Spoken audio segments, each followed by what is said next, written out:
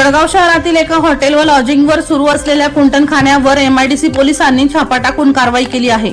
या कारवाईत 5 पीडित महिलांची सुटका करण्यात आली असून या प्रकरणी हॉटेलचे मालक चालकावर एमआयडीसी पोलीस ठाण्यात गुन्हा दाखल करण्यात आला आहे। जळगाव एमआयडीसीतील सेक्टर जी सेक्टरमध्ये असलेले सागर हॉटेल व लॉज येथे बेकायदेशीर पद्धतीने कुंटणखाना सुरू असल्याची गोपनीय माहिती एमआयडीसी पोलीस ठाण्याचे पोलीस निरीक्षक दत्तात्रय निकम यांना मिळाली।